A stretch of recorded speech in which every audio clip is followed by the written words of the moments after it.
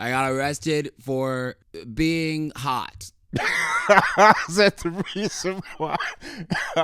You can't be hot in Boston. The topic of fatherhood in the queer community can often be contentious and complicated. It would not be hard to find people who have a very difficult and strained relationship with their dads. And so I am very, very aware and grateful that my dad and I being close is a gift and a privilege, and it has offered me such healing and affirmation in who I am as a person first. And so I'm very aware of the privilege that I have as a gay man, that I've always been close with my dad. Even when I wasn't close with my family, my dad was the one person that I was talking to from my family. And so I'm so honored that I got to sit down with my dad and have a conversation about his life and growing up in Jim Crow and raising 6 children in Los Angeles and just like his entire life and his relationship with his father, his relationship with my mom. Because if I'm being honest, this has been the year that a lot of my friends' dads have been dying. And my dad is like 75 years old, right? So like I am getting to a place where I know that it won't be forever, my relationship with my dad and him being here. And I really wanted to like have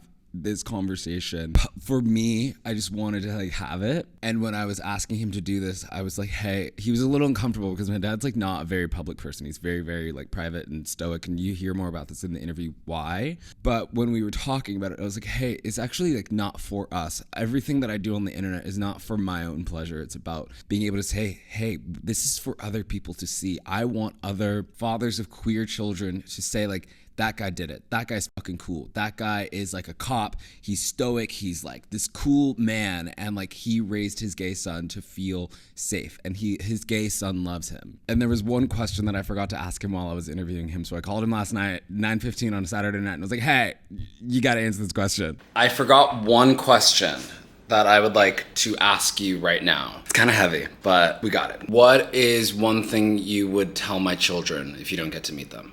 Oh, that's interesting. Kind of metaphysical. Probably one thing, I love you. Why do you laugh? No, because I'm crying. Yeah. Good. I love you, Dad. I love you too. Happy early Father's Day. And so like that's my dad. And so I'm crying not because I'm sad, I'm crying because like he's gonna die one day and that's gonna be fucking terrible. I'm gonna hate it a lot. And I'm gonna be sad then. I'm sad now. But in the meantime, I'm very, very present and grateful to have the relationship I have with my father. And I want to just show as an example that like it's fucking possible. I think my dad is the most interesting person that I've ever met. And I am so grateful to show you just a little glimpse of who he is. So without further ado, this is my dad, Rodney Brooks. I want to say before we get into anything, this means a lot to me. And it is very cool to be able to sit down and document your life and who you are and be able to tell you in real time that I love you very much. Too, of course. Yeah. It's an honor to have been your son. I'm saying this like you're dying. Yeah, it's an honor. Yeah. Hopefully not. Knock on wood. It's great. It is an honor to currently be your son forever and ever. You're not allowed to die. And yeah, I just think it's really cool that we get to do this. So thank you for making the time. Yeah, you're welcome. You're welcome. Also, preface to anyone at home, we are at my parents' house. So if you hear 2 German shepherds yapping, screaming, kikiing, that's Sam and Edie for you. Can't control it. Powerless. How are you doing today, Dad? Yeah, I'm doing well. You know, enjoying the retirement life. Yeah. Tell them a little bit about who you are. Where did you retire from? What did you do? I'm originally from Baltimore, Maryland, and grew up in the projects. And when I was about 12 or 13, we moved over to West Baltimore. And moving to West Baltimore and growing up in Baltimore is pretty much what shaped me and how I came of age. And influences, sports, and my father.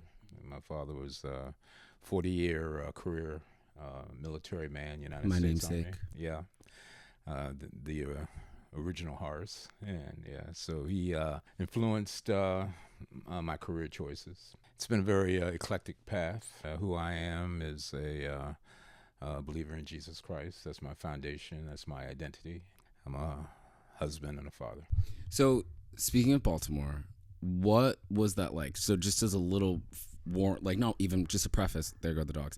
Jim Crow really was the time that you were coming up. Mm-hmm. Like, did you guys know that it was crazy? And did you know that it was like this, like you grew up with like colored water fountains, like it was like a different world. Like, was it the normal because it was normal, or were you like, this is pretty weird? I was born in 1949. I grew up in the Jim Crow laws and customs, if you will.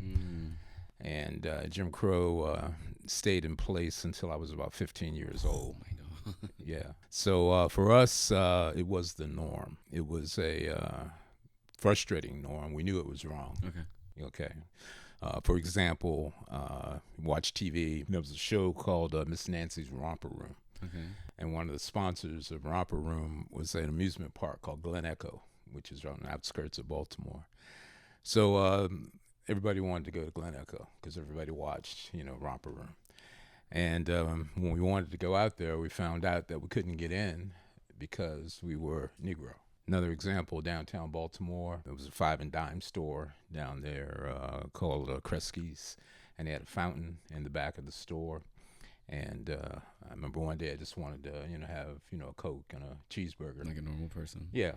And wasn't allowed to sit at the fountain, that sort of thing, So, we knew it was wrong. We knew it was bad. The civil rights movement was just starting to, pick up gear in Maryland. And Maryland's an interesting state because it's always been sympathetic to the South, but it's right on the Mason-Dixon line, okay? So the South influenced the people during the Civil War, but the politicians were leaning toward the North and Abraham Lincoln and freeing the slaves and all that sort of thing, So we have that, bifurcated mindset, in Maryland. So, Jim Crow was a real thing for me. How did you react to this new world, right? Like being 15, you grew up with those customs. Mm-hmm. How long did it take for you to sort of feel comfortable and like allowed to like sort of cross that invisible line? The new world began for me in 1968. So 1965, rewinding a bit, 2 major pieces of legislation were passed that basically changed and rooted out, Jim Crow laws and customs. All right. So the Civil Rights Act and the Voting Rights Act, that changed the dynamic in the country.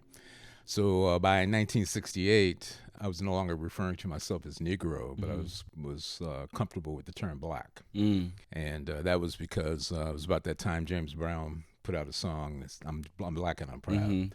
So that's when the black consciousness, really began to move forward. And this was after, the assassination of Malcolm X, but you had the Black Panther Party, totally. Southern Christian Leadership Conference, Student Nonviolent Coordinated Committee, all these organizations, were out there raising black consciousness. So when I was 18, the whole Jim Crow thing, not being able to go sit down and have a Coke at a fountain, that was in my rearview mirror, and that's when I began to change and develop. It's interesting because we didn't grow up in a house that used the N-word. That wasn't so I don't personally, it's just not in my vernacular. Not for any reason, it just wasn't a thing that we heard. And it's interesting because your experience is actually very similar. You've imposed that on me where like I don't use the term African American to describe myself because I know our history, and our history is literally slavery. My blood and genetic makeup would not exist anywhere else except for America. Like I'm a Black American, and I think that it's important to take that space instead of sort of saying like, oh, I'm not African. My lineage is not, it is Africa, but like we cannot skip the transatlantic slave trade. And like that is like, our last name is Brooks. Like it was on the side of a slave ship, girl. Like we literally like, that's my lineage. And I think it's really important to find pride in that because I have Jim Crow like in my father, right? Like that is important for me to know and live as freely as our ancestors prayed we would one day, and I think that is by honoring them, by like not, sort of ignoring the history, the slavery, the segregation that you went through by calling it African American. Like I am Black and I am proud. I'm a Black American man, a descendant of slaves, a descendant of Jim Crow. Like I know where I come from. That's why I really wanted to sit down because I'm like, you're just like a vessel of history. It's really cool. Talk about leaving Baltimore. In Baltimore, when I was growing up in it, was segregated, obviously by race, and basically it was black and white at the time. Also, may I interject for 1 second? Sure. I want to give you all reference that Baltimore is where Hairspray was set. So if we're talking like, good morning, Baltimore. Like this is what we're literally talking about. Is like my dad's childhood, just as a frame of reference. Anyway, keep going.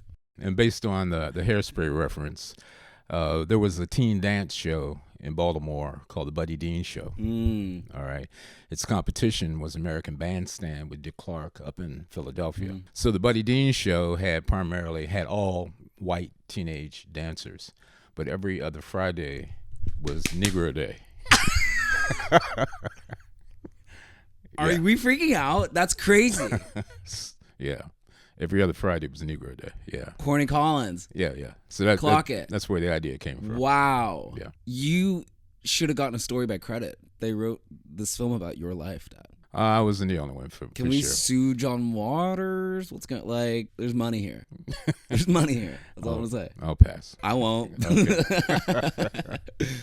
Wow. So Baltimore was, to your original question, it was black and white when I was growing up there. Okay, today, you got, people from the Dominican, Vietnam, Totally. Spanish-speaking people, who have migrated to Baltimore and changed the complexion, of the city.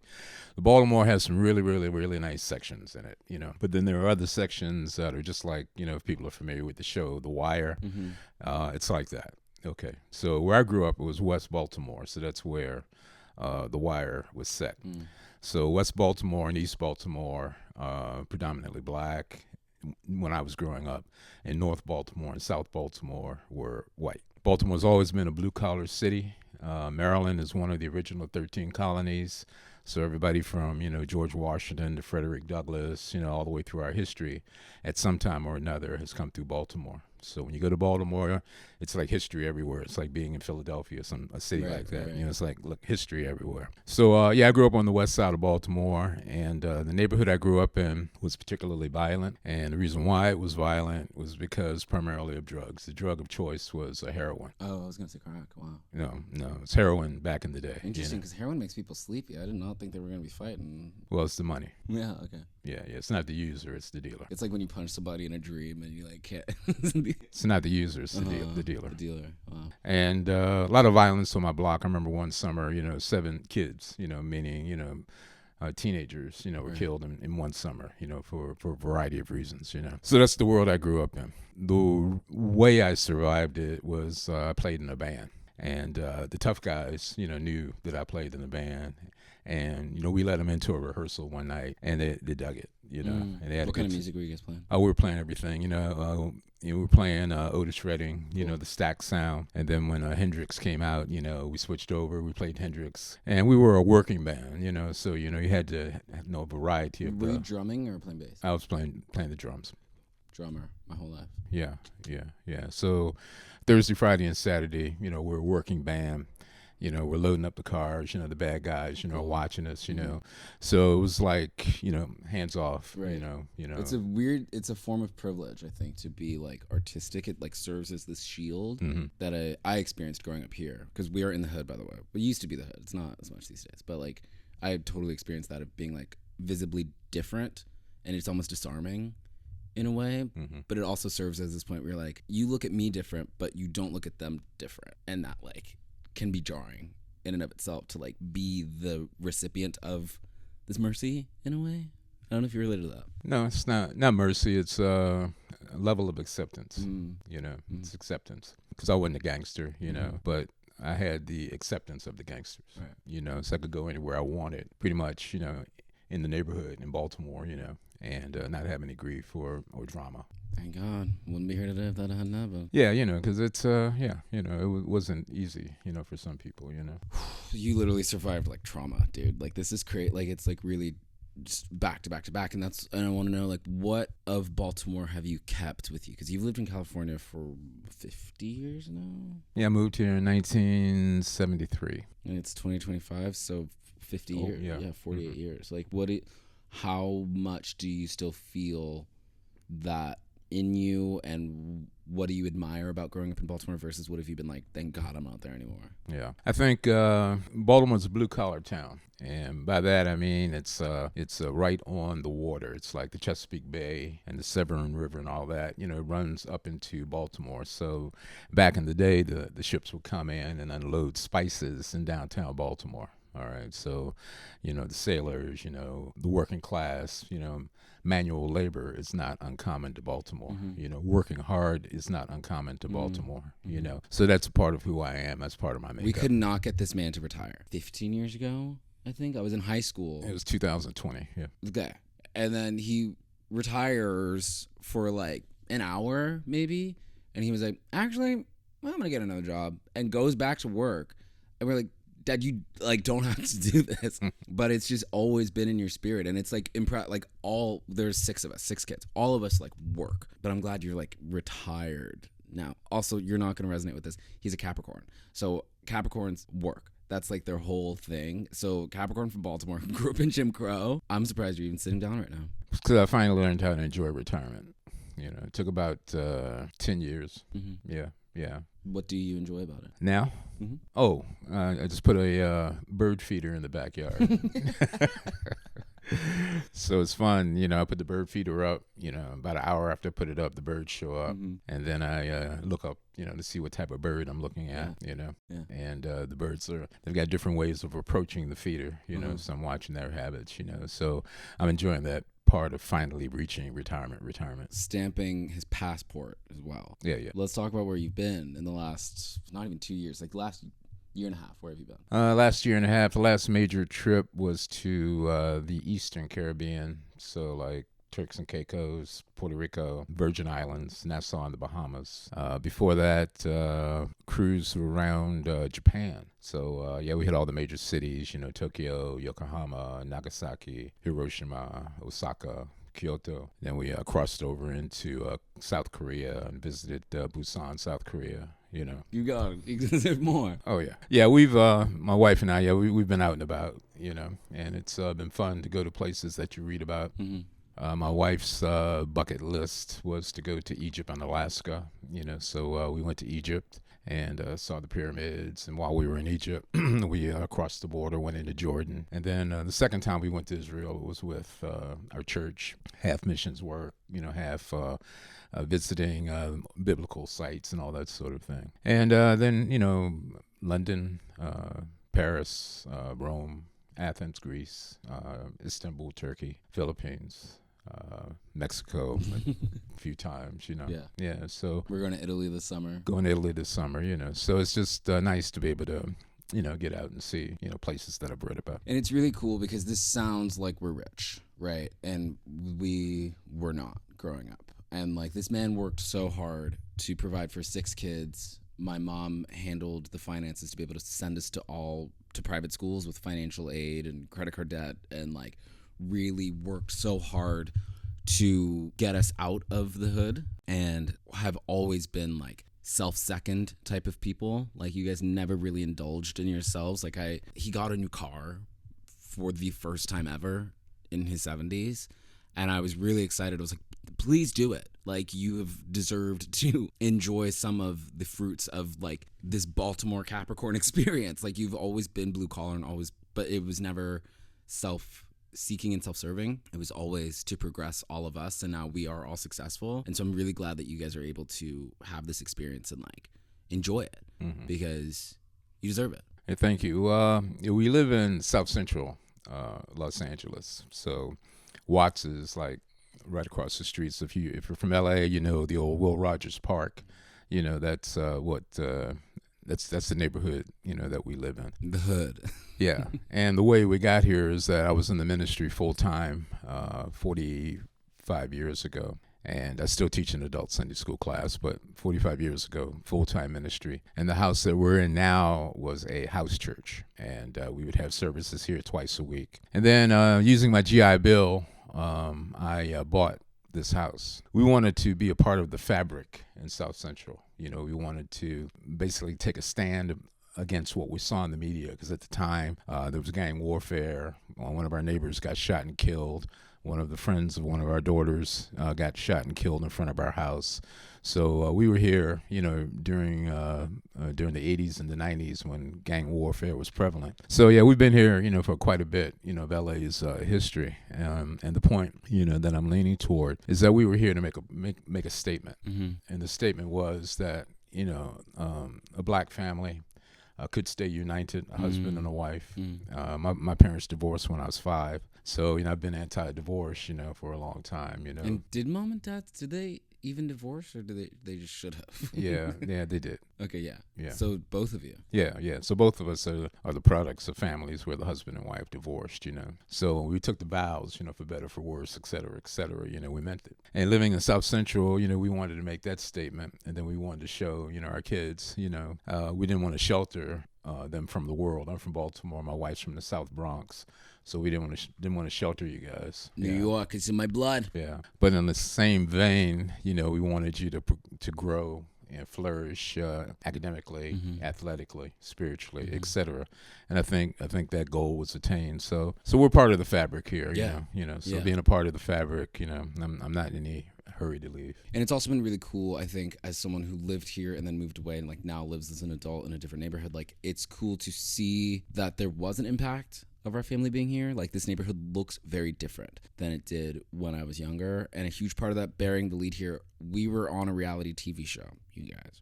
When I was a kid, there was a show called Renovate My Family, and our family friends submitted us because my parents have always been very giving and very generous just with time, effort, space. The woman who submitted us was a member of the house church, and she was like, their house is busted. You guys need to come in and help these people. And they did, and we were on the show. I don't know if I can find a clip. I've looked for it everywhere. It was hosted by Dr. Phil's son, Jay McGraw, I think his name is. And it changed our house. And so, it looks like we were like wealthy people, but what that ended up doing was it raised the property value in the rest of the neighborhood. And so now other people have slowly been making home renovations to their houses on this street. So now this block looks entirely different than it did when I was 10. Because of that show, but like because of truly your and mom's altruism is like a direct benefit to now all of the people on this street, because it physically is different. So like you really did actually change the fabric of this street and like other streets around the neighborhood. Like, it looks very, very different. And that started truly with you and mom. Yeah, the beauty of Hollywood coming to South Central was the production company set up shop on the street. So they were using the front yards of the homes here for plumbing, carpenters, craft services, all the rest of that. And then everybody who was impacted got a piece of the action. So the Hollywood company went around and they were writing checks, for $2,000 to everybody whose property was going to be used during I don't think I knew that. Yeah, during that 1 week period. And then, they would set up craft services, and then whoever came through the neighborhood and wanted to go to craft services, like pancake breakfast on Sunday, all that sort of thing. The production company, allowed them to come on in and share breakfast and dinner and all that sort of thing. So it was a major operation, and absolutely, it's like throwing a pebble in a pond. The rings just spread out and impacted the entire neighborhood. Yeah, it's really crazy. And now like there's white people running around the park across the street. That's there's right. Little like string lights. Like it's really, really crazy to see it 20 years later. Be like, this place is different, and I'm gonna take credit that was us. We did do that. And just a little footnote to we were not rich, during this whole period, and we're not rich now. We had 6 kids. So having 6 kids, the primary responsibility of educating our children fell on your mother. Okay. And she took it, she has that gift, been able to reach kids where they are and to educate them based on their method of learning. So you got 6 kids. I've got a wife staying up to 1 o'clock in the morning, preparing 6 different lesson plans. That's what she did. In the meantime, bills have to be paid. So I took on 2 jobs, So one job was in law enforcement. That was my career. And then the second job was teaching college for a private university. And those things went hand in hand for almost 10 years together, and I stayed in my career for 25 years, but I taught college at this private university for almost 10 years. All right. I'm teaching 3 or 4 classes a week and then going to my day job. And that's how we maintain. But in the meantime, things started falling apart, in the house, So if a light went out, light fixture went out, couldn't get it repaired. The heating went out, couldn't get it repaired. Okay. And then that's when the renovation piece came in, So yeah, we basically directed, all the energy to the shields, as they say in science fiction, and the shields were required, to take care of the children, provide clothes, food, and all that stuff, Were you happy during this time? Was I happy? From listening to this now as like a grown man who, it sounds like a lot of work to just break even. and like exhaustion and a lot of kids and a lot of personalities, sometimes very challenging children. Like, were you happy? Happy is kind of a word for me that seems to be based on circumstances. Yeah. Those circumstances can be external or internal. Yeah.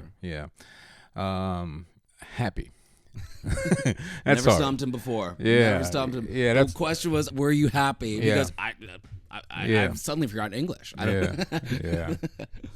Yeah, I can give it to you in French if you want. Okay, French or Japanese, by the way, another lead that was buried. This man is a polyglot. I think, happy doesn't define, my emotional state, because there was a lot going on inside the house, but then there was a lot going on outside of the house too.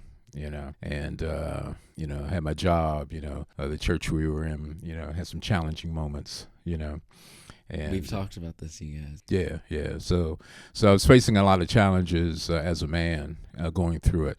I think it was more like, you grit your teeth and you do what you need to do. I'm happiest in the company of your mother. If we had quiet time, where we could go to a movie, have some popcorn, something like that, then I'm happy. If I'm down at, Redondo Beach and we're walking around, then I'm happy. But then when it comes to taking care of business, then I get real serious. Mm-hmm. It's funny because I take so many of my mannerisms from you in that regard. Like, I really admire a healthy level of stoicism, or in like not offering pity laughs. I noticed that growing up in church, like the pastor would say something and you didn't think it was funny and you wouldn't laugh. And I'm the same way, where like I don't really fake laugh because I'm like, it wasn't funny. Be funny. Because also, like, he's quiet, kind of, but like when you laugh, it's loud. Like if it's funny, you will bust a gut. So like, I think that taught me like, you get to be honest. But I think in that time you were grinding without really a goal in mind. The goal was just survival, right? And like Jason, my brother, we were talking about, like, I was going through a really hard breakup last year, and it felt like there was just this like endless vacuum of pain that I didn't know when I would feel healed. And that's what made it harder, is that it was like there wasn't like an end time to my suffering. And it's so interesting that you were able to stay sane, because the show, the renovation, really was like a miracle, really. And so like you being able to grind without like really knowing when that was going to end. And I feel like this is just going to get into religion, but like personally, like how did you not kill yourself is my question. Suicide doesn't cross my mind. Okay. Being in law enforcement, and I think it's a serious subject in the context of people don't realize what the effect of suicide is on those who are left behind. So I've seen too many to take that lightly. How to deal with it outside of my relationship with Christ. A lot of it, and the stoicism comes from growing up in Baltimore. Because the first thing is you learn how to control your emotions. So if something violent happens to someone in front of me on the street, then I can't flip out.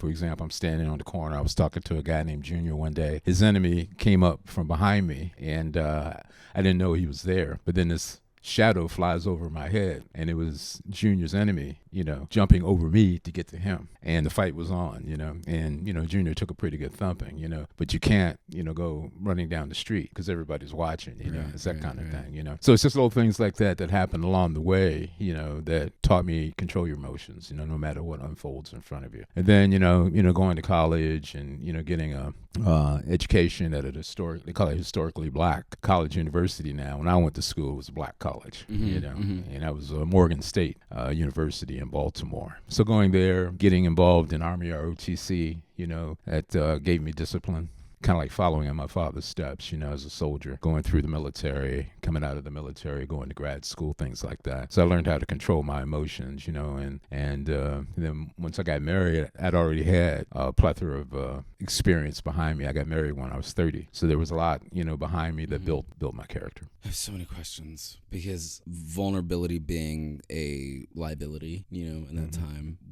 how have you found ease? I know you're vulnerable with me sometimes, but it's not your go-to, the way that I'm sort of like, everything is on the table all the time. I don't keep secrets, like, not that you keep secrets, but like I'm just like very, very open. How do you find your relationship with vulnerability and your own softness and your own like fears, and like what does that look like for you now, being sort of out of this like nearly half a century of cortisol spike? Like what's your relationship with it? Yeah, similar to working, where my first paying job, I was like 12 years old, and that was bagging groceries in a supermarket. You pick up a few pennies, you go out and buy some comic books, life's good. So you get a cheeseburger, but like you can yeah. Well, you get a bag of popcorn or whatever. So the point being is that I've been working since I was 12 years old. I stopped working when I was 63. So in some form or another, I've been working all the way through my life into my adult life, and getting along with people, avoiding the landmines and the booby traps, of office politics, all the rest of that stuff. It requires a certain attitude. Some people fail at it, and they find refuge in sex, drugs, whatever. Others flourish, and then there are some who just grind it out. And I'm the guy that grinds it out. That's who I am. So I finally was allowed to stop grinding in 2013. Because all my children are adults and all that stuff. So then we put emphasis into, paying off the credit cards, paying off student loans and all that sort of thing. So that's what's been happening since 2013. And that's the reason why we're able to travel, because, if we had any extra income, that income will go into paying off the bills and freeing up capital, so we could go do other things. All right. And I attribute that to my wife, who's a genius with, money management. It's only recently, probably the last 2 years after I got out of my two jobs. I had two jobs after I retired from law enforcement. So one was executive security at a studio, and the other one was personal trainer. I was teaching Tai Chi, for about 5 years up to the pandemic. So once I was able to put those two extra jobs down to rest, then I was able to do what I wanted to do. Yeah. So that's when the relaxation and the ease and the ability to put up the bird feeder and sit there and look at the birds kicked in. And it took you time. It wasn't chill at first. Not at all. Let's talk. How did that feel? It felt like if you're landing a jumbo jet. You're flying, back there in coach, and they're bringing it in for a landing. It doesn't stop immediately. Totally. You feel me? Totally. Yeah. I think I'll probably be like that, to be honest. I love working. I think, and I'm grateful that I get to work in my purpose. So like, I like the work I do as an artist and an actor. But like, I also think that there's part of me that feels a lot of personal value through being successful and busy and being able to provide and like be generous. Like that is a thing that is important to me. So I can imagine the like residual aftershock of that. Was there a moment that you remember being like, dude, you're good, chill?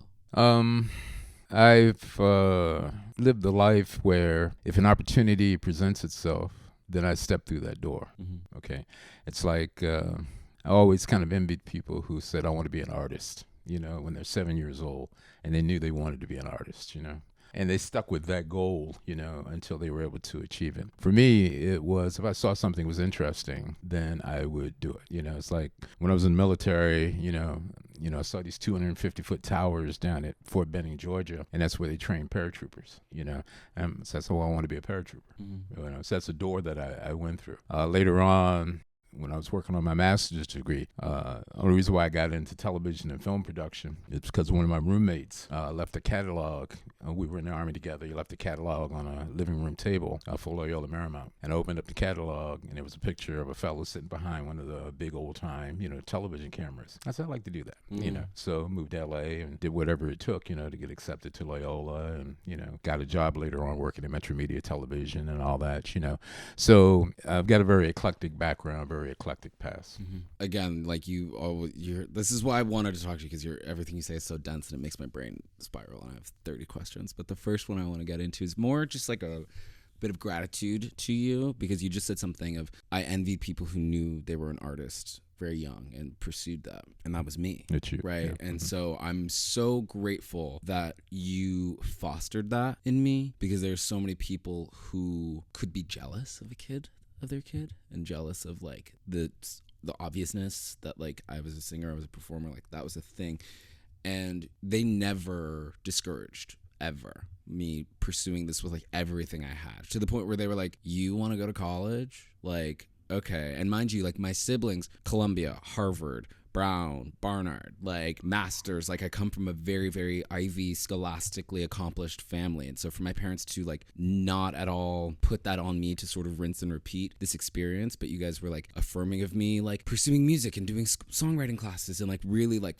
fostered that for me. Just, I'm very grateful because being an artist has always been just very normal in my mind, and being able to call you and be like, yeah, I'm broke, but like I'm an artist, or like, yeah, I have months of rent saved, like I'm good, like I'm a successful working artist and have been, you know. And so I'm very, very grateful and just want to say that to you in real time, that like I appreciate that you didn't cop feelings or it wasn't about you at all. And a lot of people, it could have been made it about them. Well, I think it was pretty obvious, you know, to your mother and I that you were talented as a child.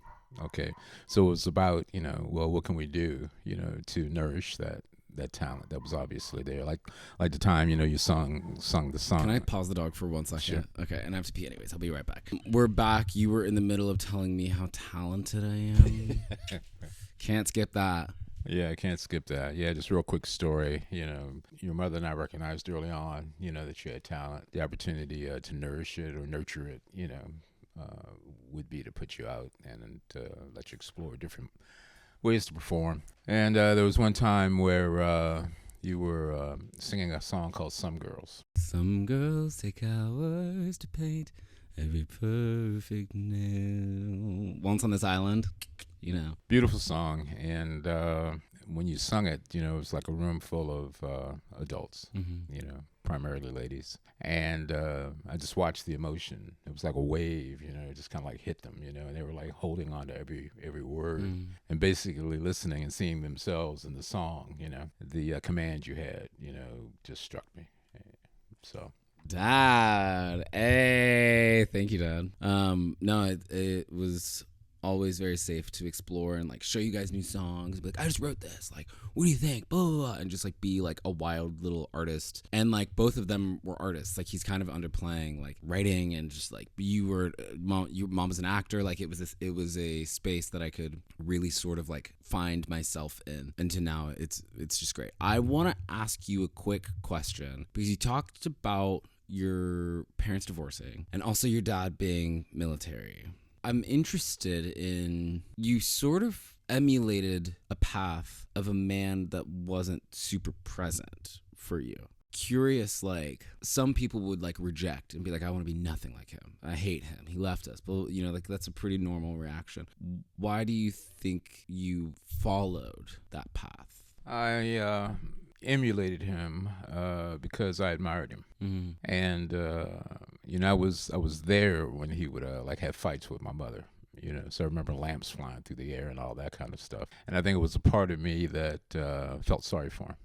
That he had to go through that. Oh, she was throwing the lamp. She's throwing. Okay. Yeah. Oh yeah. Yeah. She had quite a temper as a young woman, you know. So yeah, so she's throwing lamps through the air. You know, he's catching the lamps the whole bit, you know. And I'm like about, you know, maybe 5 or 6 years old, you know. But they loved each other. You know, they met, you know, he was like 17, you know, she was like 18, something like that, you know. So they met as kids. And you know, she went through the whole World War II experience with him, writing him, you know, when he went off to war, and then when he went to war, Korea, you know, she's writing him and all that. So, you know, they loved each other, they just couldn't live together, you know. So when they divorced, you know, it was always my hope that they would get back together. That's how I felt about him. And then when I turned 12, he met and married another woman, you know. So I think that carved a hole in my soul, you know. So, but I've always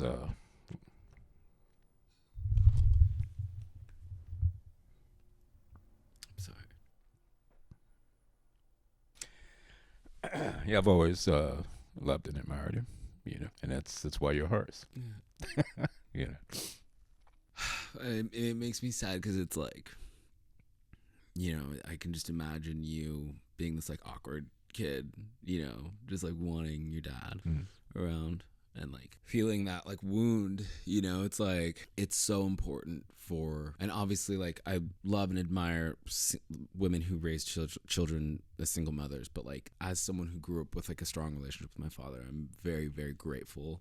I think it's like, I would have so many questions on like how to be a man if I hadn't had you. And so I'm grateful selfishly that I got it, but I'm sad for you that you didn't.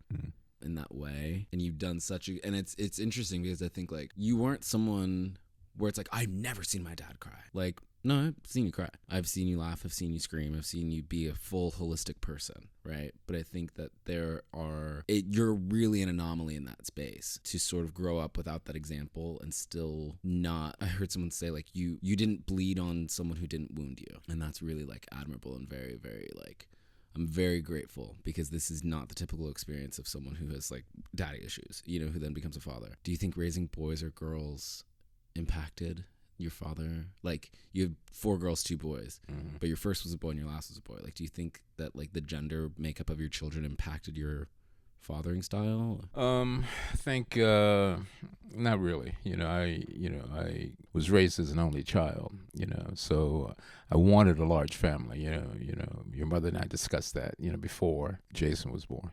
So we'd already had that conversation. I wasn't opposed to having, a large family. So the responsibility, weighed heavy on me to do the best I could, considering my background, kind of a social awkwardness, being raised by yourself. Because when my dad did come by, and he would come by regularly, but he came to see my mother, so it wasn't like, come on, let's go hang out together. He would come by to see my mother. Hey, how you doing? Fine, So that leads to a little social awkwardness and, your value and all that kind of stuff, those sort of questions, So a lot of the stoicism, comes from that, if I stay in this negative place, then it makes me weak, it makes me vulnerable. And the worlds that I move through, you're not going to make it, you're not going to survive. And also just not having like an example of like healthy emotion in Baltimore alone, right? Like that is like but like I think it's easier to sort of be like, I'm gonna like wait and like assess first,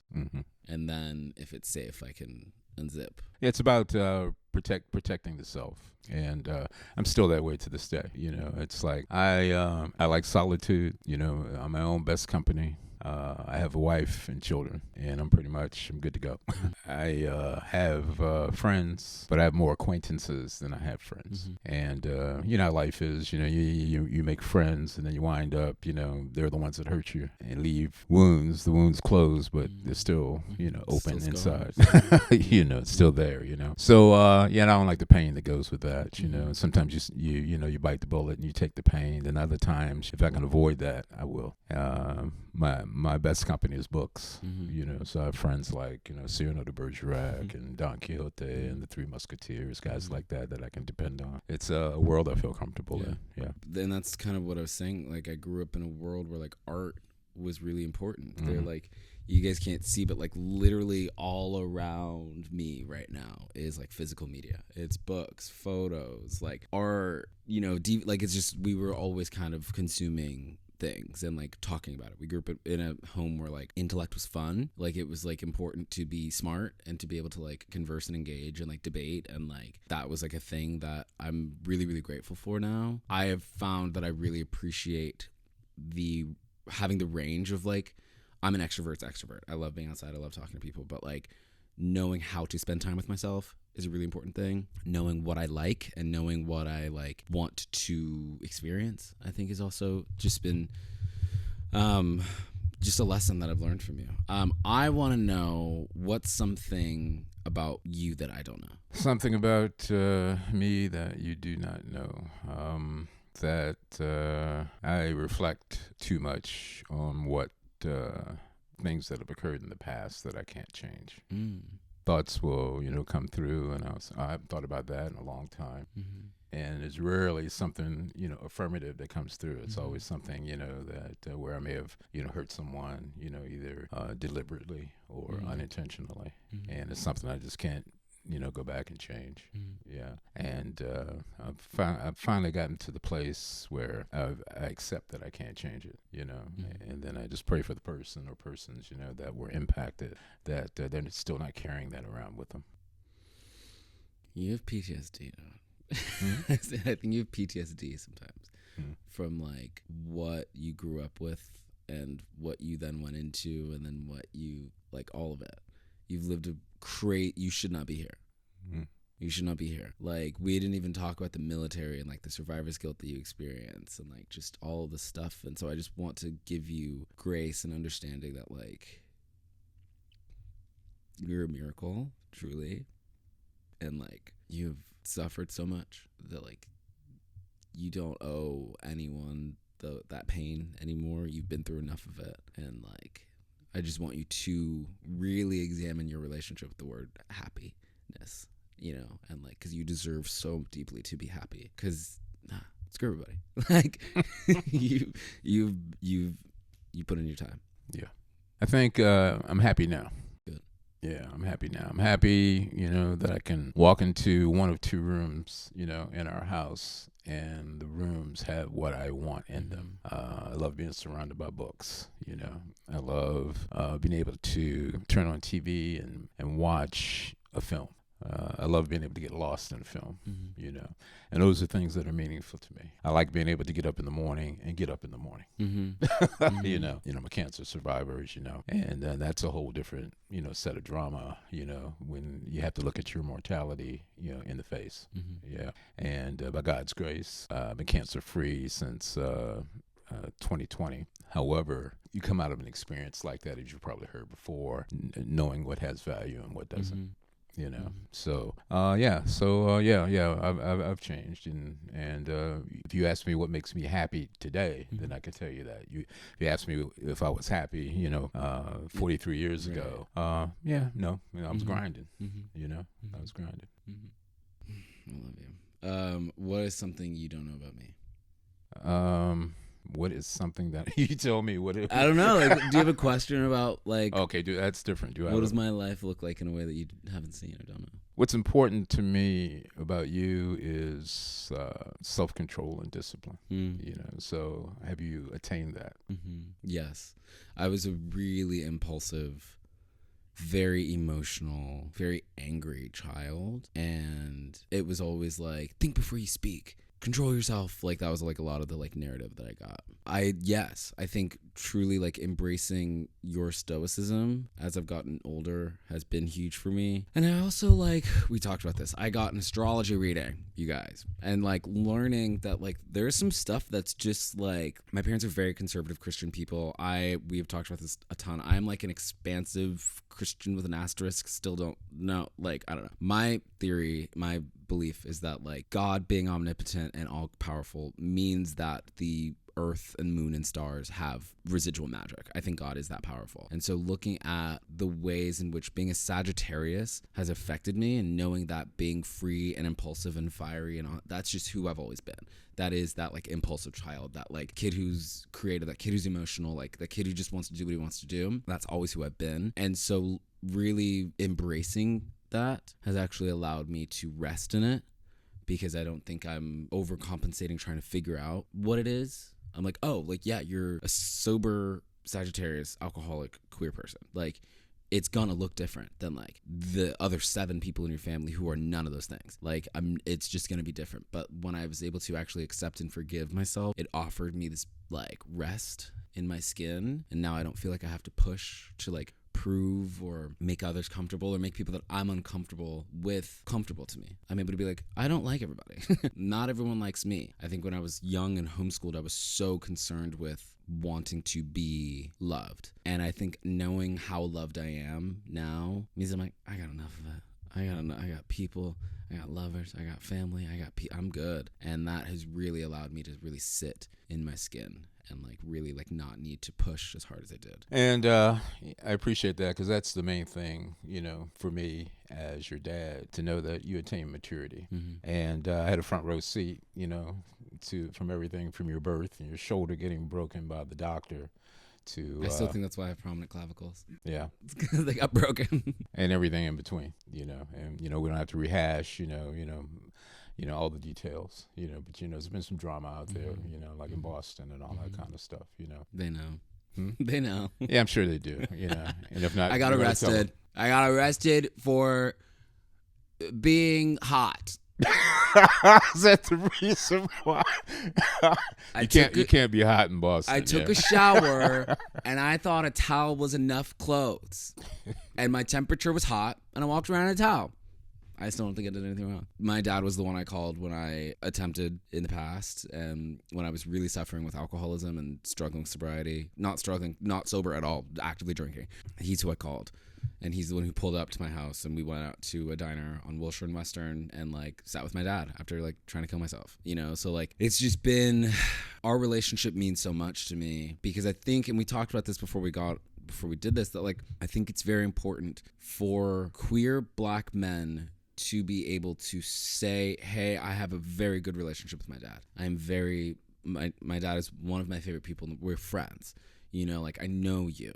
And you know me. It's just such a gift. I think that also came from sort of back to your question about me, like me not needing to seek approval, but rather be like, I'm an adult. I'm a grown man who pays my own bills. I've been financially independent since I was 17 years old. Like my parents have lent me money here and there, but I've always paid it back. Like I've like paid for my life for a very large portion of it. Since I was 17, they paid my rent for a year in Boston, right? But like I've been financially independent. So I don't frankly owe you this like stunted version of myself. I get to show up with you and be like, hey, this is who I am.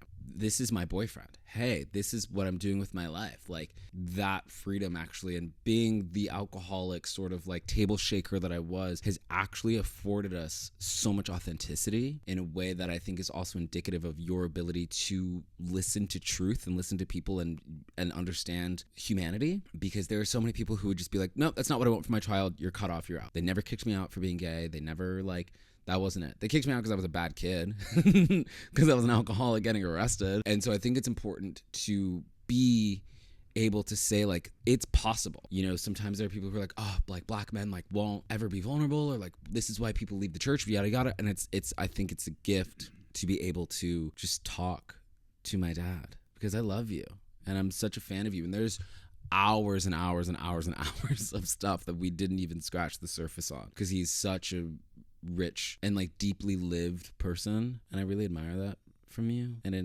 inspires me to like be like, yeah, I'm a different person this week. You always say like, you lived a lot of lives, guy. And like I have, but like you have too. I have too. There's so much we didn't even talk. Well, okay, we're gonna wrap up in a second because we're getting to that time, but I think the coolest story about you, and it's the reason that I have a shark jaw tattooed on my elbow, is because we have a long storied history as a family with sharks.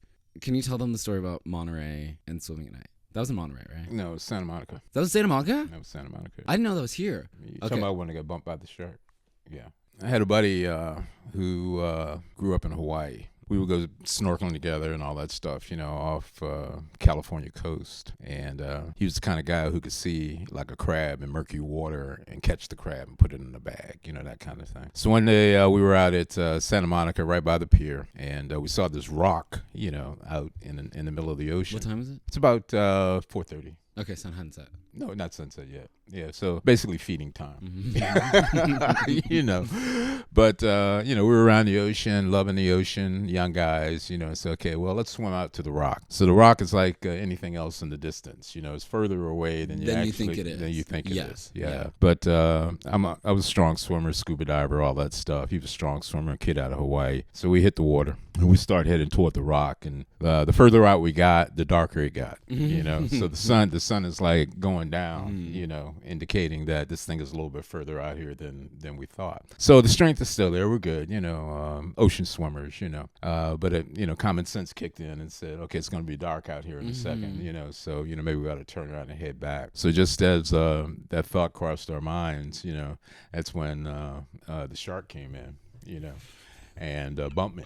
You know, which is a thing they do before they eat you. Yeah, that's what they do before they eat you. You know, and so how do you know it was a shark? Well, you know, you get bumped by a shark. You know, you kind of know. Like as opposed to what else? Yeah, what else is bumping me? Yeah, sea lion's not going to do it. You know, and that was the nature of that. And the thing about sea lions is, especially around Santa Monica and Redondo Beach, they'll climb out of the water and sit on a buoy if there's a great white in the area. And great whites aren't limited, you know, to the Channel Islands. You know, they go wherever they want to go, you know. So I got bumped, you know, and it had that sandpaper, you know, feeling to it. So all the bells and whistles went off, you know, and I hit it, man. I was like a black Aquaman. Yeah, I was a black Aquaman. So the shark said, okay, well, I'm not going to deal with this, you know. So he went on about his business, you know. And he probably figured out I was human anyway, you know, and they're not that big on eating human flesh. Did your friend keep swimming to the rock? Yeah, no, he came. You know, we had talked. You know, we stopped. We were treading water. You know, and then we decided, yeah, let's head back. You know, yeah. Should not be here. Yeah, sure. Yeah, Miracle. Got 1,000 stories. like Miracle. that, you know. Dad, I love you so much. I love you too, son. Happy Father's Day. Thanks so much. Thanks for the opportunity to appear with you. Thanks for being here. Yes, sir. Love you guys. Later. Take care. Oh, so good, Dad.